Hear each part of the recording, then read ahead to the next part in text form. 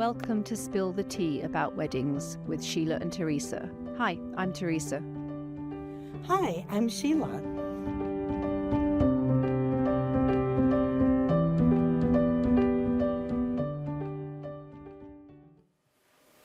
Hi, welcome to Spill the Tea with Sheila and Teresa. Hi, Sheila. Are you warm today? I am, yeah. It's been so flipping cold, hasn't it? So. It is North Carolina winter, so I could be wearing short sleeves in the morning, a fur by lunch, down to no jacket in the afternoon. I've got soft. I have to say, I have got so soft in my old age. When we lived in Kansas, I mean, they've got snow in Kansas right now. I keep up with the weather. It was 22 degrees there yesterday as their high.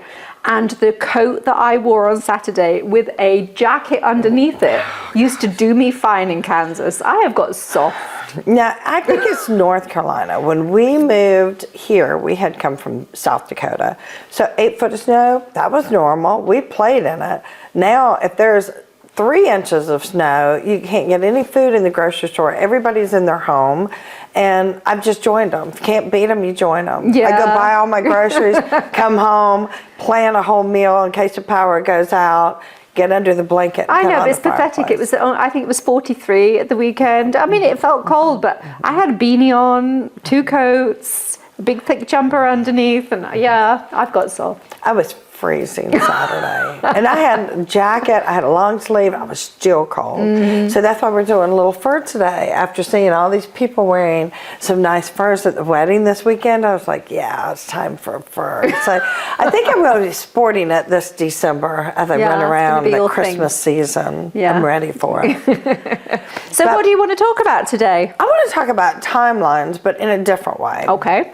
So hopefully, all of the people that are watching do have a planner that is creating a professional timeline for their wedding day. That's what I hope. That's what I hope. And one of the 2 most important things I'd say that your planner can do for you, one, and I know not all planners do, but I do, is create a budget. So up front, they know what they can afford, what they can spend before they book those vendors. So at the end, they feel like they've gotten the value of what they wanted to put into their wedding. The second thing is creating a professional timeline. And when I say that, I think a lot of people misunderstand what a timeline really is for the couple. It is for the couple, but it's also for all the vendors. And if there is a 2 o'clock photography for the reception, that's not just assumed that if that's running behind, it's just for the photographer. But that 2 o'clock time frame also ensures that the cake is there, that all the decorations are done, that certain vendors that you have to make that happen, everybody's had time to come in and get out. So it's important that couples understand that the timeline is not intended to be flexible, at least in my world. Not intended to be flexible. If I say 11 o'clock photography starts, then that means your photographer is going to be there ready to go at 11 o'clock.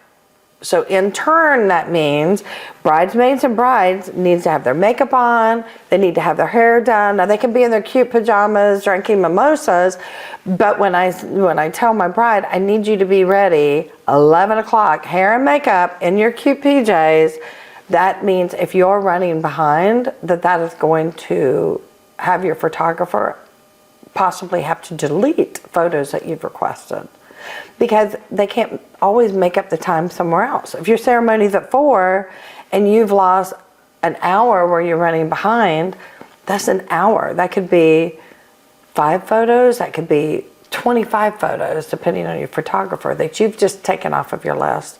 And they can't magically go back on, because once your ceremony starts, then you have your cocktail hour, you have your photos with your family, your wedding party, then you're on to your reception. So you have other things on your calendar. Part of the problem is that, and this isn't meant to be a disrespect, this is just simply an observation, because I'm not in the mix on wedding day, but I feel that so many vendors are in their own little box without thinking about the implications of their lack of timeliness and the effect that has on other people. So for example, if the cake lady delivers her cake an hour and a half late, which drives me insane, then that poor photographer can't get those photographs, and they can't finish the venue photographs because there's no cake, so the cake table looks stupid. Right. Or if the hair and makeup girl is behind schedule because somebody's changed their mind about what hairstyle they're going to have, so they pin it all up and then take it all back out again. Then suddenly the photographer's twiddling their thumbs thinking, well, what am I supposed to do? There's only so many photographs I can take without this person.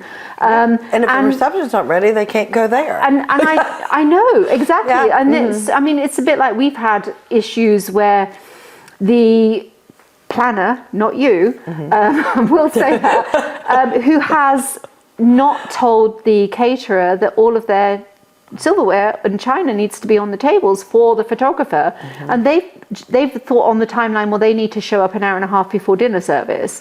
Well, there's no flatware, no china, so, and they needed to have sent that hours beforehand so that everything was ready. Something that I tell our couples is build into your timeline flexibility so that you have buffer points. But I also feel, they suddenly think, oh, I forgot we want to do private vows, and suddenly there's no time for private. They're not a 2-minute job. I mean, you might have written something that only takes 2 minutes, but if you want them photographed and you want the tears and the drama and everything, it's going to take half an hour. Build it into your time.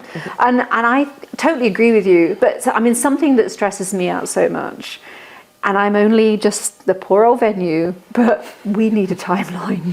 And I can't agree. tell you how often I need to know when I'm unlocking the doors. And we're really flexible and pretty obedient. So if your makeup artist wants to come at 7 in the morning, that's fine. We'll open the doors at 7 o'clock. But if you don't tell me, guess what? It's going to be 9 or 10 It's going to be 9 when I show up, because we tell everybody, the venue's available from 9 o'clock because we have animals to do with, and, we want to make sure they're all tucked away out of your wedding.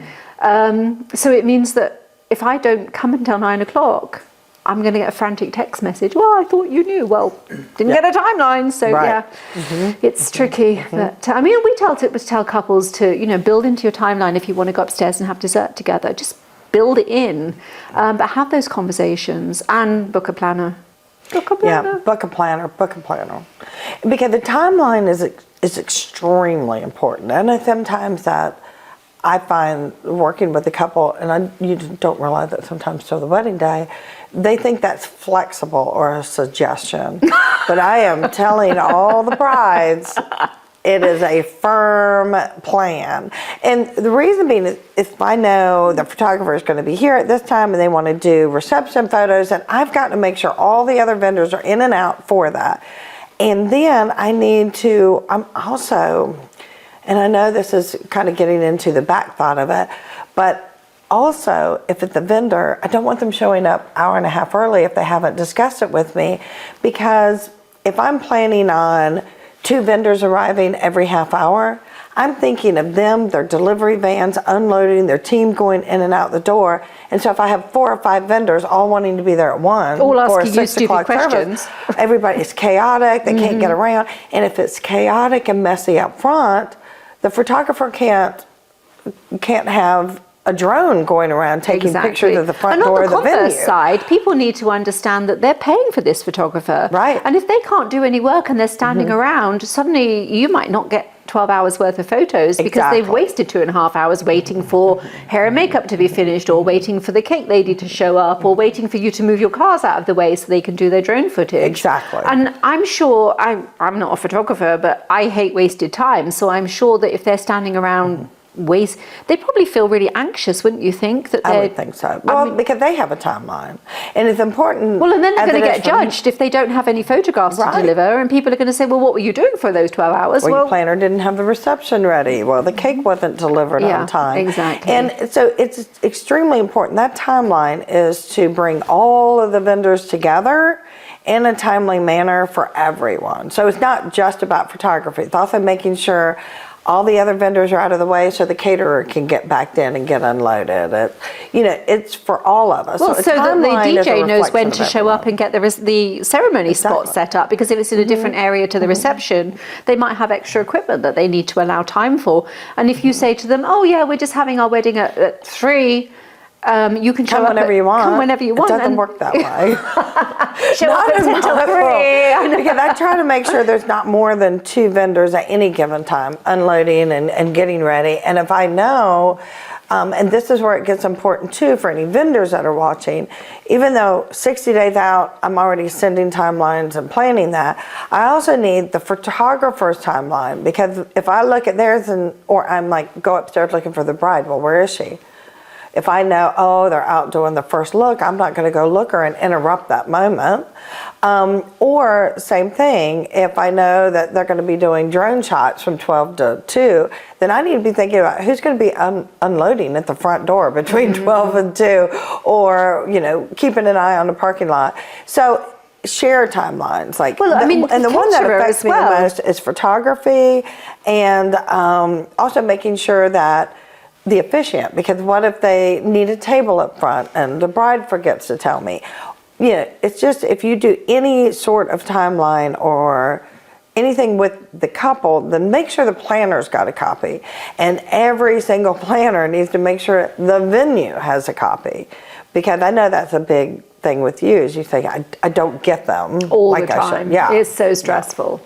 But the thing is, the caterer needs a timeline too. The caterer needs to know what time you're going to be calling everybody in for dinner, so that they've not got dried out chicken. Right. But actually the tables are all set and ready for them to go as well, because if that's, again, flexible and suggested that they're going to eat at 5:30 and if nobody comes in till 6:15, well, that dinner's not going to taste so great. So it's really important to consider everybody, but that's why I feel very strongly that everybody should have a professional planner who collaborates effectively with all of the vendors, so that because the photographer might come to you and say, hey, they booked an 8-hour package and I've got to fit this in, so where can we be flexible on this? And you can 60 days before, not the day of. And there's a couple things that I don't purposely put in, because there's a lot of times a last minute change. So cocktail hour food with the caterer, that is the first thing we discuss that week of, or as soon as they arrive.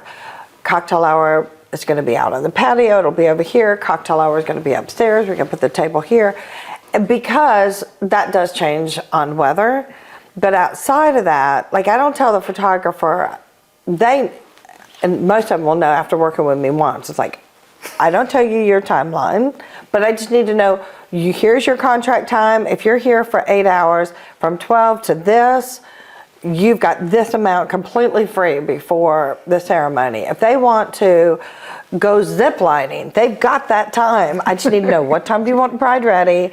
And this is the time I need them for lineup. And they totally have free reign on whatever they want to do with their schedule. I don't micromanage that at all. But when it comes to catering and DJ, I do try to make sure that I have that minimum amount of people coming in at once, because there's so much equipment. If people can only see what a DJ and a bartender bring through the door, it's like there's so much equipment. So I don't want them too arriving at the same time. Well, it's a bit like the end of the day, though, don't you think? Also, the timeline needs to be realistic to what time the venue are going to say, clear off. Yeah. Because if a DJ takes an hour and a half to break down, then if they've got to be out of their venue by, I don't know, some of them are 10 o'clock, 11 o'clock, midnight, they need to work backwards from there to make sure that they know what time last call is, so that they are going to do their last dance at the right time, so the DJ can pack up. And I have last call, bar closes, last dance on every single one, so they make sure. Yeah. And now one thing I do, not to give away secrets, but I do digital timeline to all the vendors, to the couple, and that can be forwarded to everybody in their wedding party, whatever they want to do. But at rehearsal, I have a printed copy, because mine also has a map showing everybody in the wedding party where they're going to stand and sit. And I find if you have it on a piece of paper, they look and they say, oh, I'm the second one on the left. Versus, where am I at now? Where do I go? Who did you say I stand by? If there's a visual in front of them, I find that it's so much smoother. And on the day of the event, I have a printed copy for every single vendor that's working that day. And they are like, oh, I got it. And I'm like, yep, here's your paper copy. Yeah, Carlos gives me a copy too, which I love him for. So. Like, here's a copy. And then that way, because you can, it's a brochure fold so they can stick it in a pocket or put it under. I do that for the caterer, do it for the bartender, do it for the DJ, do it for the photographer. And I'm like, here's a copy, you want to throw it away, fine, but you can, it's a quick glance, you don't have to have your phone handy. Yeah. And everybody knows what schedule is. Well, the DJ needs to know when they're going to call first dance and when they're going to do last dance and all of that. Right. Those things are all very important too, and when speeches are going to happen. And I mean, none of us really know how long speeches are going to go on for. Right. 5 minutes. 5 minutes, people. Yeah. That's plenty. 3 to 5 minutes. 3 minutes is a long time on some. It is, yeah. You don't need to go on too long, but I find though, being upfront about expectations and giving them time to review, that I don't really run into a whole lot of problems between the DJ, the photographer. Like, we all work together off that timeline because they know I'm looking out for them as much as I'm looking out for the couple. Like, to make, because everybody's success that day is depending off of a timeline. So am I the only one who doesn't get it? I mean, say you're just doing decor for a wedding and you're not the planner, do you find you don't always get a timeline from people? I would say maybe 10% of the time do I get a timeline. And it does drive me nuts because being a planner, it's like, what's the plan? What's the plan? And on my end, just as a planner or a florist, if we're delivering, setting up and leaving, coming back and breaking down later, I want to know what time can I get in, what time am I expected to be finished, how many, because that does determine, am I taking one person or am I taking me plus 5 people? Like, what is my time frame? And what time is the photography? I usually don't get any of those answers. So I'm like, sometimes, am I doing too much as a planner? No, you're not. And I promise you. And actually, and this is a really random thought that people probably don't consider, but at a venue, I like to give Ian lots of work to do. So oftentimes on Saturday, once everybody's set and he's leaf blown and made sure everybody's all set, he might think, oh, I'm just going to go and do something at the house. Well, noise travels. So 30 minutes before the wedding, I'm kicking him in the shin saying, hey, stop whatever you're doing because you can't do it. Yeah, be quiet. And that's important too. If I don't know what time the ceremony is, how can I know to make him quiet? And I know that we're a little bit different to some other venues, but Where? I walk my dogs. Right. And it's important, we do have big dogs. We do ensure that they're nowhere near the wedding on wedding day. We make sure that they are well behaved and kept. But in the evening, particularly in the winter, it's a little bit harder. I have to walk them before it gets dark.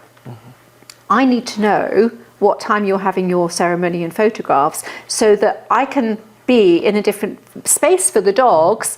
Even if I have to pop them in the car and drive all the way around to go to the top end of our land, I need to know that because I could think, oh, I think their ceremony was at 3, so by 4 o'clock, I can probably take the dogs out now. No, if they're taking photos somewhere. Finley's very friendly and I want to make sure that Finley's not going to be annoying anybody. And that's a respect for me to our couples that I want to make sure that we're not in their way on wedding day because we're not there. You know that. We're there for them, but we are not micromanaging their wedding. But you know what you just made me think of? Go on. Something that I can improve on. Can you? Yes. Whoa, go on. Because I've never thought about the photography timeline, especially drone or photos after or location of where, that venues should know that. Because what if the photographer or videographer is like, okay, we're going to go out by the lake or we're going to be out in this area, to make sure that they're not in that zone. So a classic happening. Cutting grass. So, well, we weren't cutting grass, but this weekend just gone. Something.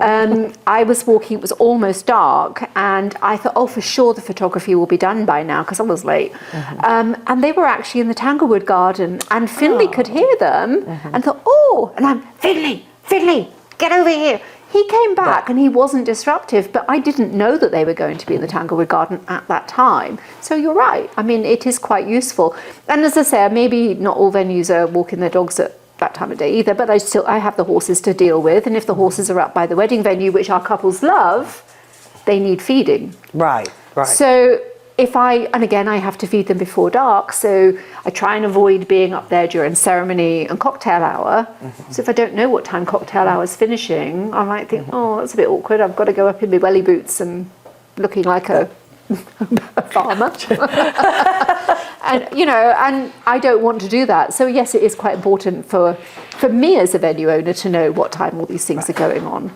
And, you know, I have like the logistical side of the reception, but I've really never thought about the venue side, especially if it's a venue where the owners live or are on site. Because you could be riding by in your golf cart and get caught in the back of a video if they're in a certain area. Yeah. So that is going to be my 2026 improve upon, is working with photographers, saying if you're going to be in any certain zone after the hour of photos, just let me know, and then I can make sure that. And we the love venue it when they knows use that. all of the different spaces, and I think it's absolutely amazing when they go out there. But it does kind of help if we know what the time is that we're going to. But and I think that obviously not all venues are a working farm, but if they're a working farm, then you know it's part and parcel of life that we have to feed the animals. So it is quite useful, really, timelines. And being spontaneous is great. Yes. But the photographer or videographer knows, hey, let's go out there and get this shot, and you're riding by in the golf cart. Well, that wasn't planned. But if they have a plan and we interrupt that, then it would be, I could understand that. So that's it. Well, thank you for that. So now that's going to be on Always my new pleased to list help, of yes. better communication. As I say, it's on all that. about seeing outside your own little zone, isn't it, really, and seeing the bigger picture and realizing that all people are one connecting part to making the wedding exactly as it needs to be. So, And I think sometimes couples think that the only role of their planner is to make sure they've got their shoes on and their hair looks nice. It is about the couple. But your planner's job, like the main job of a planner, and I think this is where the confusion comes in, where people hire a day of coordinator, wedding planner, or have somebody, a friend, manage the day. That planner is not only looking out to make sure that you've eaten, you've had something to drink, that your shoes are upstairs, that your bouquet is in the room for photography. But their main role is to control and manage the entire day, including every vendor's arrival, their departure, making sure everything is set up, that everything is on time, that the officiants are ready for the ceremony. Yeah. Their role is bigger, way bigger. It's all about management of the day. You know how I feel about it. And, you know, so often when we do tours, couples will say, well, we just need somebody to get us down the aisle. No, that's a really small part of wedding day. Yeah. And, well, what exactly do they do? And I think I could do a whole hour tour talking about all the things that a planner does. And you said, well, you have an online, an on-site venue coordinator. That's good enough. No, it's not good enough. So, you know, I really feel quite strongly about don't have your best friend's auntie or the lady from church being your planner, because they won't know what's involved and I don't get a timeline. And sometimes I think a bride thinks you're there to run upstairs and get their shoes.